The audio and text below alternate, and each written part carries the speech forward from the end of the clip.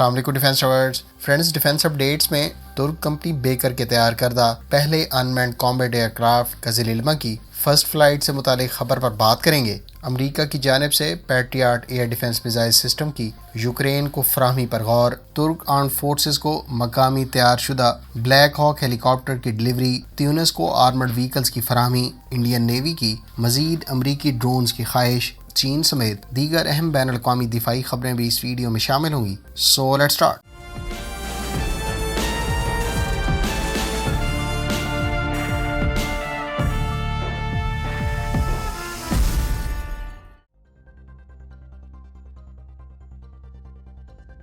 Friends, Bosnia کی جانب سے ترک کمپنی اسفات کے ساتھ M113 آرمڈ پرسنل کیریئر اور M60A3 ٹینک سے متعلق لاجسٹک سپورٹ کا کانٹریکٹ سائن کیا گیا ہے۔ اس فرینڈلی اور برادرلی کنٹری بوسنیا اینڈ ہرزوگوینا کو ٹینکس اور آرمڈ وہیکل سے متعلق اسپیئر پارٹس اور on site maintenance and repair کی سروسز فراہم کرے گی۔ واضح ہے کہ اسفات کی یہ فیسلٹی اس سے پہلے ترک آرمڈ فورسز کے زیر استعمال M113 آرمڈ پرسنل کیریئر اور M60 ٹینک سے متعلق بھی مینٹیننس اور ریپیئر کی سروسز فراہم کر رہی ہے۔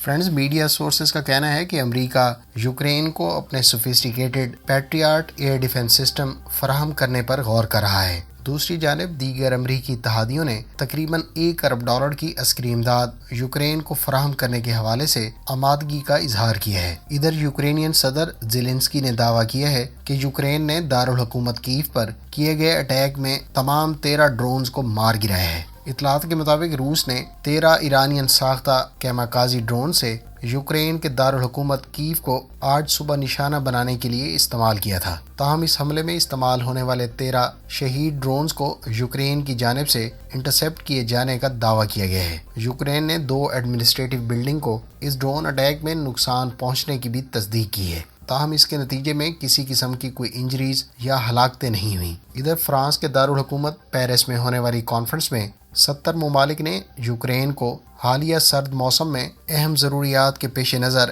$1.1 ارب کی امداد دینے کا اعلان کیا ہے۔ یاد رہے کہ امریکہ کی جانب سے یوکرین جنگ کے آغاز سے بعد سے لے کر اب تک تقریباً $20 ارب سے زائد کا عسکری ساز و سامان یوکرین کے حوالے کیا گیا ہے۔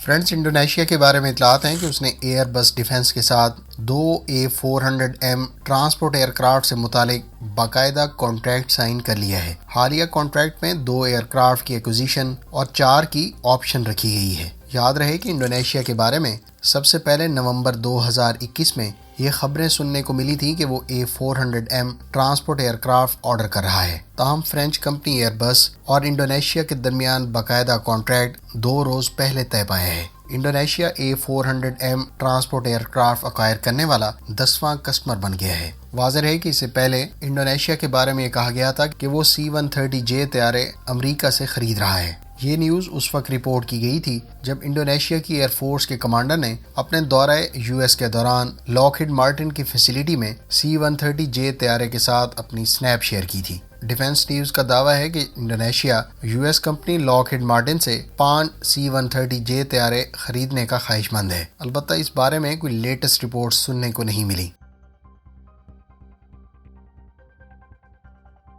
فرینڈز، انڈین میڈیا سورسز کا دعویٰ ہے کہ انڈین نیوی نے امریکہ سے 2 سال کے لیے لیز پر حاصل کیے جانے والے MQ-9B سی گارڈین ڈرون سے متعلق لیز کا کانٹریکٹ 2 سال کے لیے مزید ایکسٹینڈ کر دیا ہے۔ انڈین میڈیا سورسز کا یہ بھی دعویٰ ہے کہ انڈین نیوی امریکہ سے مزید MQ-9B ڈرونز بھی لیز پر حاصل کرنے کی خواہش رکھتی ہے۔ انڈین نیوی کی رپورٹس کے مطابق امریکہ کے تیار کردہ MQ-9B ڈرونز نے گزشتہ 2 سالوں میں 10,000 فلائٹ آورز اور 14 ملین اسکوائر مائلز گزشتہ 2 سالوں میں آپریٹنگ ایریا میں کور کیے ہیں۔ یاد رہے کہ انڈین حکومت نے اپنی آرمڈ فورسز کے لیے جنرل اٹامکس کے تیار کردہ MQ-9 ڈرونز ایکوائر کرنے کا فیصلہ اب سے چند سال پہلے کیا تھا اور اس ڈیل کی مالیت $3 ارب بتائی گئی تھی۔ تاہم دونوں ممالک کے درمیان اس بارے میں ابھی تک حتمی فیصلہ نہیں ہو سکا۔ انڈیا بنیادی طور پر 30 MQ-9B ڈرونز حاصل کرنا چاہتا ہے، جس میں سے 10 ڈرون ہر ایک سروس کو فراہم کیے جانے ہیں۔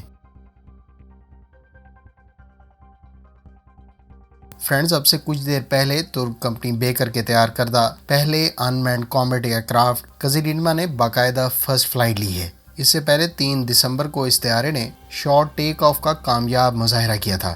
اگر بیکر کمپنی اسی رفتار سے قزل علمہ کی ڈیولپمنٹ میں آگے بڑھتی رہی تو قزل علمہ دنیا کا پہلا mass produce unmanned combat aircraft یعنی بغیر پائلٹ کے لڑاکا طیارہ بن جائے گا۔ فرینڈز، اگر آپ اس طیارے کی تمام تر صلاحیتوں، اس کے ایئر ٹو ایئر اور ایئر ٹو گراؤنڈ ویپنز کے علاوہ فیوچر ویریئنٹ کے بارے میں جاننا چاہتے ہیں تو اس ٹاپک پر ہماری کمپریہنسو ویڈیو کا لنک آپ کو اینڈ سکرین پر مل جائے گا۔ یو ایس پینٹاگن چائنا کے زیر استعمال DF-17 ہائپر سونک میزائل کو اپنے لیے سب سے بڑا خطرہ قرار دیتا ہے۔ پینٹاگن جو خود اس وقت ہائپر سونک میزائلز کو باقاعدہ سروس میں شامل کرنے سے کئی مہینے دور ہے، وہ چائنیز ساختہ DF-17 hyper sonic ballistic missiles کو اپنے پیسیفک میں موجود بیسز کے لیے سب سے بڑا خطرہ قرار دیتا ہے۔ واضح ہے کہ ڈونگ فینگ 17 ایک ہائپر سونک گلائیڈ وہیکل ہے جسے بنیادی طور پر میڈیم رینج بیلسٹک میزائل یعنی MRBM سے پاورڈ کیا گیا ہے۔ یاد رہے کہ DF-17 ہائپر سونک میزائل 1800 سے لے کر 2500 کلومیٹر کی رینج رکھتا ہے، جبکہ اس کی سپیڈ ماک 5 سے لے کر 10 کے درمیان بتائی جاتی ہے۔ اس ہائپر سونک ویپن کو چائنیز آرمڈ فورسز کی جانب سے سب سے پہلے 2019 میں باقاعدہ سروس میں شامل کیا گیا۔ فرینڈز، ترکی میں مقامی سطح پر سیکورسکی کی سبسیڈری ایسلسان اور ٹرکش ایروسپیس انڈسٹریز کے علاوہ ٹرکش انجن انڈسٹریز کی کولیبریشن سے تیار کیا جانے والا پہلا S-70I بلیک ہاک ہیلی کاپٹر ترک آرمڈ فورسز کے حوالے کر دیا گیا ہے۔ ترکی کی جانب سے اس ہیلی کاپٹر کو T-70 کا نام دیا گیا ہے، جبکہ ٹرکش ایروسپیس انڈسٹریز کا کہنا ہے کہ کمپنی کی جانب سے گوکبے پیسنجر ہیلی کاپٹر بھی اگلے سال کے اوائل میں ترک آرمڈ فورسز کے حوالے کر دیا جائے گا۔ T-70 ہیلی کاپٹر کے تحت سیکورسکی اور ٹرکش ایروسپیس انڈسٹری کے درمیان کانٹریکٹ کے تحت ٹوٹل 107 T-70 یوٹیلیٹی ہیلی کاپٹرز تیار کیے جائیں گے۔ یہ ہیلی کاپٹر ترکی کی land forces, air force command اور اسپیشل فورسز کمانڈ کے علاوہ general directorate of security and general directorate of forestry کو فراہم کیے جانے ہیں۔ اس حوالے سے ایسلسان ایویونکس کی انٹیگریشن اور ہیلی کاپٹر کی کاکپٹ ڈیولپمنٹ کا کام کر رہی ہے، جبکہ TAI T-700 انجن کی پروڈکشن کا کام سر انجام دے رہی ہے۔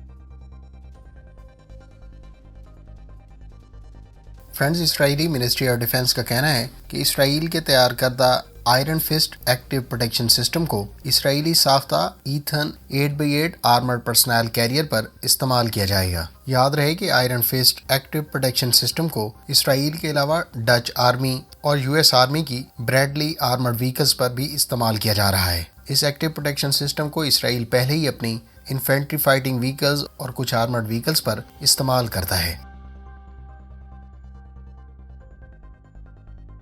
فرینڈز، تیونس نے 6x6 آرمرڈ وہیکلز ریسیو کر لی ہیں۔ نیرول مکینہ کی تیار کردہ ایجدر 6x6 آرمرڈ وہیکلز تیونس کی آرمڈ فورسز کو گزشتہ روز ہی ڈیلیور کی گئی ہیں۔ واضح ہے کہ نیرول مکینہ 4x4 ایجدر جیالسن آرمرڈ وہیکلز بھی تیار کرتی ہیں، جو اس سے پہلے ترک آرمڈ فورسز کے علاوہ ہنگری کی مسلح افواج کے بھی زیر استعمال ہیں۔ البتہ تیونس کی جانب سے اس وہیکل کا 6x6 ویریئنٹ ایکوائر کیا گیا ہے، جس پر ریموٹ کنٹرول ویپن اسٹیشن بھی آفر کیا جا رہا ہے۔ یہ وہیکل 110 کلومیٹر پر آور کی سپیڈ رکھتی ہے، جبکہ اس کی رینج 800 کلومیٹر بتائی جاتی ہے۔ اس پر 2 کریو ممبرز کے علاوہ 10 پرسنل کو کیری کیا جا سکتا ہے۔ ترک کمپنی اس پر 7.62 اور 12.7 ملی میٹر کی مشین گن کے علاوہ 25 اور 30 ملی میٹر کی اینٹی ایئر کرافٹ گن بھی آفر کر رہی ہے۔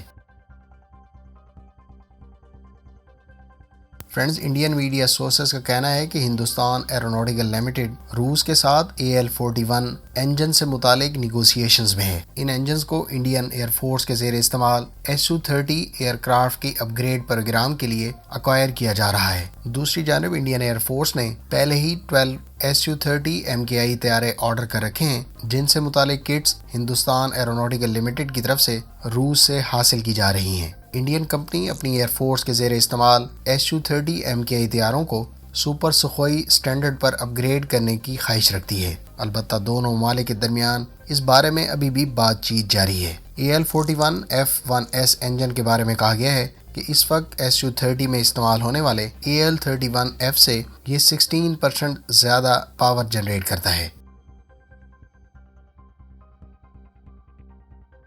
فرینڈز، ترک ایروسپیس انڈسٹریز کے وائس پریزیڈنٹ کا کہنا ہے کہ کمپنی انکا 3 کامبیٹ انمینڈ ایئر کرافٹ اگلے سال میں متعارف کروائے گا۔ یاد رہے کہ ترک ایروسپیس انڈسٹریز اس وقت انکا کے 3 ڈیفرنٹ ویریئنٹ متعارف کروا چکی ہے، جس میں سے ایک کو انٹیلیجنس جبکہ ایک کو سرویلنس اور ریکانیسنس کے علاوہ تیسرے کو کامبیٹ مقاصد کے لیے استعمال کیا جا رہا ہے۔ البتہ ترک ایروسپیس انڈسٹریز نئے ڈیزائن کے ساتھ انکا 3 ڈرون نیکسٹ ایئر متعارف کروانے کا منصوبہ رکھتی ہے۔ انکا 3 ڈرون کو بنیادی طور پر جیٹ انجن سے پاور کیا جائے گا اور یہ ہائی سپیڈ کے علاوہ بہتر پے لوڈ کیپیسٹی کا حامل ہوگا۔ اس ڈرون کے بارے میں ابتدائی اطلاعات کے مطابق یہ ایک ٹیل لیس سٹرکچر پر بیسڈ ہوگا، جبکہ اس میں اسٹیلتھ فیچرز جیسے اضافے کا بھی امکان ہے۔ فرینڈز، یہ تھیں آج کی ڈیفینس اپڈیٹس۔ امید ہے اس ویڈیو سے آپ کی معلومات میں اضافہ ہوگا۔ ملتے ہیں نیکسٹ ویڈیو کے ساتھ، اپنی دعا میں یاد رکھیے گا۔ اللہ حافظ۔ پاکستان زندہ باد۔